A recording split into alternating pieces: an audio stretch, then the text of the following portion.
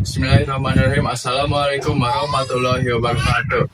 Perkenalkan, nama saya Ipan Pauji, NIM 860301853. Program studi S1 Pendidikan Sekolah Dasar semester 3.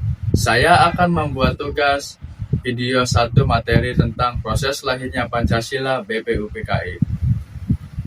Proses lahirnya Pancasila sebagai dasar negara Indonesia berlangsung melalui beberapa tahap penting menjelang kemerdekaan. 3 momen kunci yang biasanya dibahas adalah sidang BPUPKI, perumusan Piagam Jakarta, dan pengesahan oleh PPKI.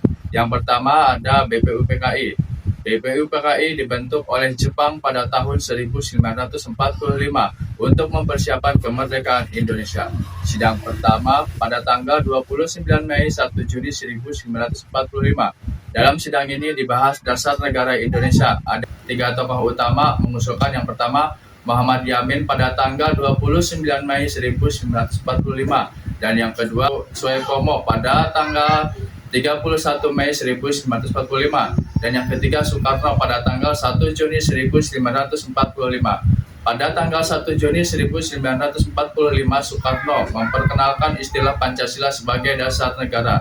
2. Piagam Jakarta pada tanggal 22 Juni 1945.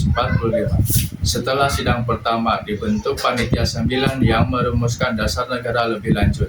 Hasilnya adalah Piagam Jakarta yang berisi rumusan awal Pancasila. Sila pertama saat itu berbunyi ketuhanan dengan kewajiban menjalankan syariat Islam bagi pemeluk-pemeluknya.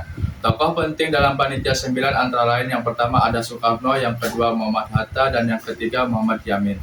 Yang ketiga, PPKI.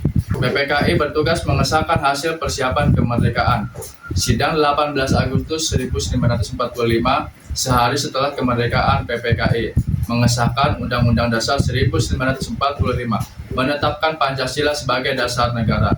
Perubahan penting, kalimat dalam Piagam Jakarta diubah menjadi ketuhanan yang Maha Esa. Perubahan ini dilakukan agar lebih mencerminkan persatuan seluruh rakyat Indonesia yang beragam agama. Seluruh peristiwa dalam BPUPKI menunjukkan bahwa Pancasila bukan hanya konsep, tetapi lahir dari proses musyawarah, persatuan, dan semangat kebersamaan para pendiri bangsa. Salah satu pelajaran terbesar adalah bahwa proses seringkali lebih penting daripada hasil.